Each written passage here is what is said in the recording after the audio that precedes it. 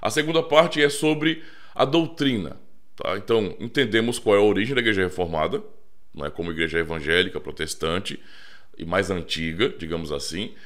Mas a questão agora é a doutrina, tá? Porque a doutrina das igrejas reformadas, ela é realmente distinta. Esse é um grande ponto diferencial.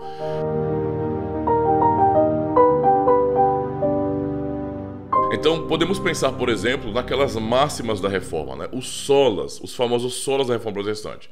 Aí pensamos então, não é sola Escritura, que é somente a Escritura, sola gratia, não é somente a graça, sola fide, somente a fé, solus Christus, soli Deo Glória, tá? Então, as igrejas reformadas, digamos assim, elas carregam essas máximas em sua doutrina, tá? Então, isso é muito claro quando você vai conhecer as doutrinas das igrejas reformadas, você vai perceber exatamente que a ênfase da doutrina reformada está nesses 5 solas. Realmente isso é muito importante, especialmente quando pensamos no sola Escritura, que vai dar origem também aos demais solas. Um outro detalhe sobre a doutrina reformada é que nós somos chamados, né, de aliancistas, ou seja, o ponto é que um ponto forte, digamos assim, a nossa doutrina é a doutrina da aliança. Tá? A doutrina da aliança realmente é muito fundamental nas igrejas reformadas, justamente porque todas as demais doutrinas, não é, elas estão em harmonia com essa doutrina da aliança. Não é? E quais são as implicações disso? Entendemos que Deus, não é, ele fez um pacto com Abraão, ele fez um pacto com o seu povo. O povo a quem Deus escolheu para salvar, para quem ele se revelou, o povo de Israel, ali começando com Abraão, Deus fez um pacto, uma aliança com esse povo, de ser o Deus daquele povo. E nesse pacto ele deu lei, ele deu uma maneira de cultuar, não é? Ele revelou tudo o que era necessário para aquele povo, certo? A aliança que Deus fez com Abraão, por exemplo, ela continua, ela não foi rompida na Escritura. Certo? Isso nos faz olhar para a Bíblia, por exemplo, não como um livro de 2 religiões. O livro que tem a religião do judaísmo e a outra parte do Novo Testamento, a religião do cristianismo, certo? Isso são apenas expressões externas, mas quando pensamos na teologia do pacto, entendemos que, na verdade, a Bíblia é um livro só, porque conta uma mesma história, não é? Só que de maneira progressiva. Entende? Então é o mesmo povo da aliança. Por isso mesmo que, por exemplo, os crentes do Novo Testamento são chamados, né? Aí pode olhar, por exemplo, Gálatas capítulo 3, Romanos 9, né? Até Romanos 4 também, um ponto de compreender isso. Os crentes, eles são chamados, então, nesses textos do Novo Testamento, de filhos de Abraão, né? Olha só. Ora, os filhos de Abraão não deveriam ser somente os judeus, basicamente? Pois é, mas pela teologia da aliança, não é, que é a grande argamassa que une cada tijolo na Escritura Sagrada, formando um belo muro, não é, firme, é justamente o que explica que, na verdade, na teologia da aliança, naquilo que a Bíblia ensina, tanto o Antigo como o Novo Testamento, ou tanto o povo de Israel do passado como a igreja cristã hoje, são o mesmo povo de Deus, não é? É o mesmo povo da aliança. Esse é um ponto muito importante para compreendermos, certo? E claro, se houver dúvida sobre isso, podemos fazer vídeos explicando mais a respeito do assunto. Mas a teologia do pacto realmente nos faz olhar para a Bíblia como um livro só, como uma história só, e não de maneira dividida, tá? Isso é muito importante. Implicações da teologia do pacto, por exemplo. Os princípios de culto e algo que talvez seja um pouco espantoso para quem não conhece as igrejas protestantes mais antigas, né, digamos assim, que é a questão do batismo infantil. Eita, então quer dizer que vocês batizam crianças, mas batizar crianças não é coisa de católico romano? Não.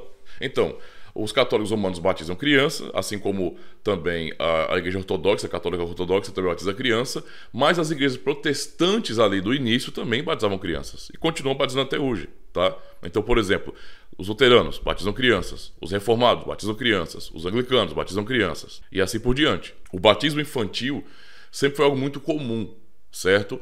Quem rejeitou o batismo infantil, no caso no século XVI, foi um grupo de revolucionários chamado anabatistas. E mais tarde, não é, também herdando alguma parte de sua teologia, não é, foram os batistas que também rejeitaram o pedobatismo, o batismo de crianças. Mas nas igrejas evangélicas do início, o batismo infantil era comum como consequência da teologia da aliança, da teologia do pacto. Simples de entender.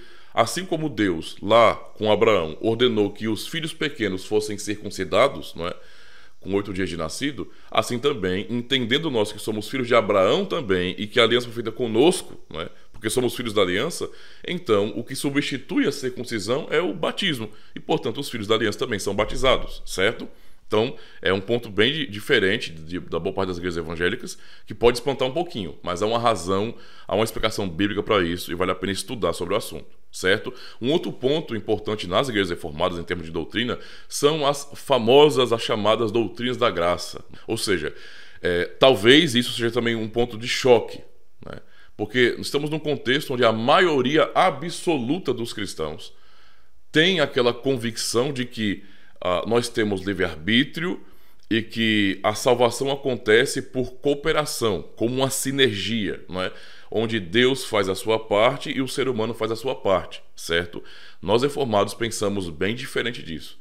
Para nós reformados, não é? Entendendo que a Bíblia ensina que na verdade Deus é soberano absolutamente sobre tudo, porque Ele é onisciente, onipresente, onipotente. Então não tem como, nesse sentido, se pensar que o ser humano ele coopera com Deus para a salvação.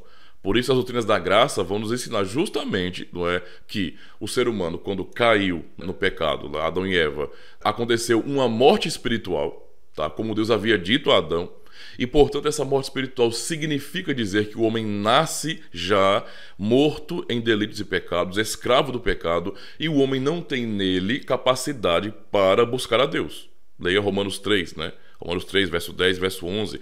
Não há um justo, não há nenhum sequer. Não há quem entenda, não há quem busque a Deus, não é? Então, o ser humano não tem essa condição. Esse é o nosso entendimento reformado, não é? Como explicação da Escritura.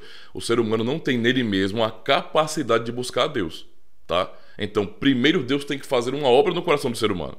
Deus é quem vem, não é? E Ele é quem regenera, Ele é quem dá a fé nesse sentido para o ser humano, para que ele possa crer no Evangelho, crer em Jesus Cristo, então ser salvo, certo? E pensando nas doutrinas da graça, então, nós vamos descobrir na Escritura Sagrada que Deus, né, na eternidade, antes de criar qualquer coisa, Deus, porque Ele é todo poderoso, sabe de todas as coisas, Ele elegeu pessoas em Cristo para a salvação. E no tempo, ele vai chamando essas pessoas eleitas pela pregação do Evangelho. Detalhe importante, nós não sabemos quem são os eleitos, né? Eles vão se manifestando quando o Evangelho vai sendo pregado, né? E aí eles vão realmente crendo e seguindo a Jesus Cristo, tá? Se tornando membros firmes da igreja, certo? Então, acreditamos que a salvação vem só do Senhor. O ser humano não coopera em nada para a salvação. É? Então, as nossas boas obras, porque isso pode ser uma pergunta que alguma pessoa faça, mas se Deus opera tudo, faz tudo, então o ser humano não faz nada, então podemos ver de maneira do pecado, né? Solta, sem nos importar com princípios. Não, muito pelo contrário. Na verdade, as boas obras, não é? Elas são fruto da salvação. Se Deus realmente salvou alguém graciosamente, então essa salvação e esta graça, elas não são infrutíferas. Não é? Então a pessoa viverá em gratidão, não é? Vivendo para a glória de Deus, tá? Doutrinas da graça, então, são um distintivo, né? Ou é um distintivo importante também da fé reformada.